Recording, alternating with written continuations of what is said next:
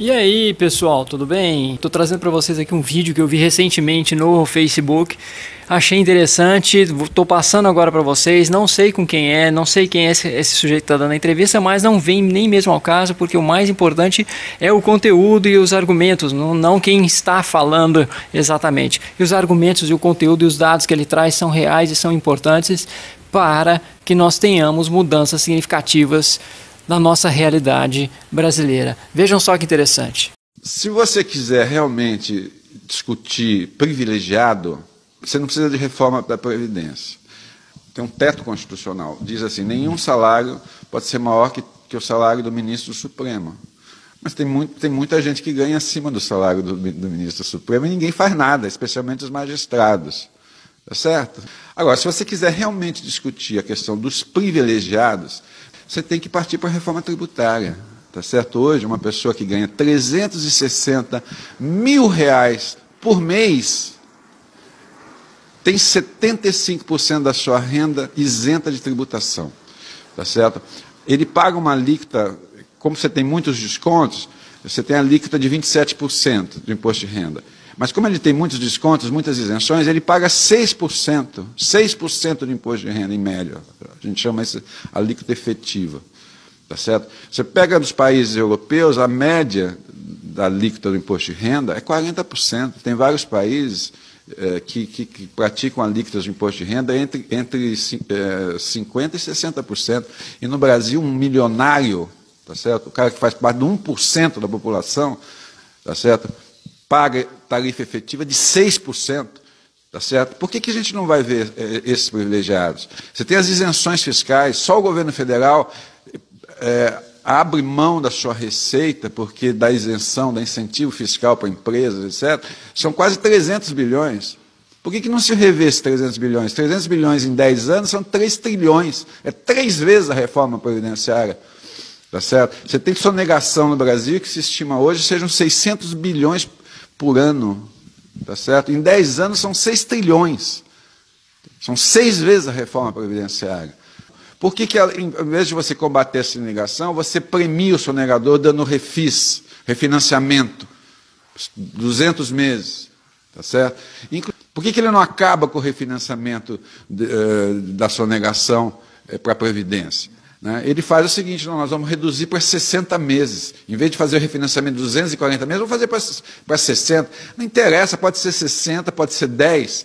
10 meses. O cara paga 3 meses, não paga mais. Espera o novo refis. Tá certo? Então, você quer acabar com os mal pagadores na Previdência? Por que você vai incluir uma cláusula que fala que você pode parcelar até 60 meses? Por que você não acaba de ver? Não tem refinanciamento. E outra coisa que faltou também ele dizer é que, vamos pegar como exemplo onde os liberais mais extremados gostam de tomar como exemplo, que são os Estados Unidos. Os americanos não taxam consumo, como nós taxamos. Nós somos campeões mundiais de taxação de consumo. Então nós teríamos também que diminuir a taxação em consumo, a tributação indireta, porque isso faz com que quem pague mais imposto no Brasil, quem pague por volta de 30% ao mês mais ou menos, porque acaba gastando tudo porque ganha pouco, é o pobre, porque é mais ou menos isso que existe de tributação em cima de consumo. Então tirar a tributação do consumo e para contrabalancear a receita tributária, aumentar a tributação direta, que é o que ele está colocando aí. Então fazer uma alíquota mais parecida com a alíquota, por exemplo, holandesa, onde você tem uma tributação mais progressiva, que começa um pouquinho mais acima, você não começa tão precocemente com pessoas que ganham tão baixo, você começa com pessoas que estão ganhando mais, vamos supor que começasse no Brasil mais ou menos com salários a partir de R$5 mil ao mês, e vai se aumentando essa tributação, e ela sobe, ela vai além de 27%, 27,5% seria a alíquota mais alta, porque não faz o menor sentido também alguém que ganha 10 mil por mês, 8 mil por mês, por exemplo, pagar a mesma alíquota que alguém que ganha 500 mil reais por mês, R$1 milhão por mês. Então essa alíquota poderia ser mais progressiva ainda. Outra coisa importante é que nós teríamos que taxar melhor as heranças, principalmente as grandes heranças no Brasil. E é uma questão que é defendida aí por Thomas Piketty, como defender a meritocracia quando o Brasil é o país que menos taxa herança. E aí nós temos os dados. O Brasil, então, taxa herança de uma maneira muito mínima comparado, por exemplo, à Europa Ocidental ou aos Estados Unidos, por exemplo. Queremos seguir algum exemplo americano? Teremos que pensar que eles sobretaxam grandes heranças. Eles taxam herança de forma muito mais intensa do que no Brasil.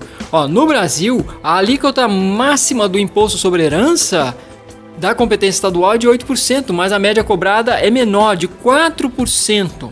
E o que ocorre na Europa Ocidental e nos Estados Unidos? Já em outros países, como Europa Ocidental, Estados Unidos e Japão, essa taxa é bem mais alta, de 25% a 40%. E outra coisa também que é um fato para o qual existem evidências sólidas. Países como o Brasil, que tem um nível de desigualdade muito alto, não irão crescer enquanto não reduzirem a desigualdade. Nós estamos entre os países que mais têm desigualdade no planeta, e a redução da desigualdade é uma medida do excesso de desigualdade, uma medida importante para que haja crescimento.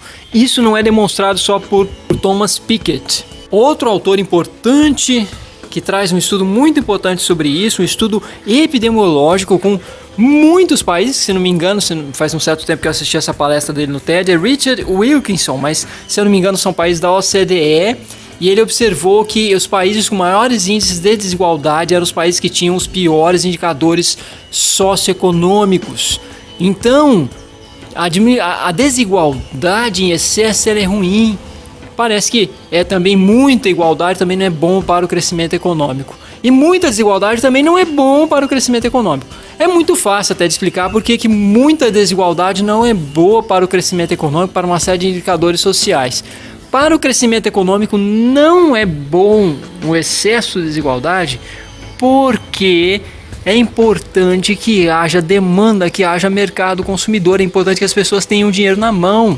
Se o dinheiro ficar concentrado, se os recursos financeiros ficarem concentrados nas mãos de poucos, esses recursos não são investidos, passam a um problema de investimento, porque não tem coisa melhor, gente, do que dinheiro na mão de pobre, que o pobre vai lá e gasta e faz girar a economia. Então, quanto mais dinheiro circulando, é mais dinheiro distribuído. Então, há uma certa, além de ser corroborado pelos dados epidemiológicos, há uma lógica nisso também. O dinheiro circula, dinheiro que não está concentrado, ele circula. E dinheiro concentrado, ele tem que ser investido. E como já falei, é importante, então, taxar lucros e dividendos. E o Brasil também não taxa lucro e dividendos. Nenhum país que cresceu no mundo, que se enriqueceu, deixou de fazer isso. Claro que há diversos outros pontos, a questão do investimento em indústria, investimento numa produção onde você tem um nível de produtividade maior, que é o nível industrial. Isso também é muito importante, porque a produtividade cresce conforme cresce o nível de industrialização da produção, o nível de automação ou de industrialização da produção, onde ocorre a produção de manufaturas. Então é importante no caso o desenvolvimento da indústria nacional, porque é aí onde existe maior produtividade. O trabalho de um garçom, o trabalho de alguém que não está dentro da indústria, por exemplo, vamos pegar, estou dando como exemplo o trabalho de um garçom, ele não é um trabalho que tem uma produtividade maior. Produtividade maior não é trabalhar mais.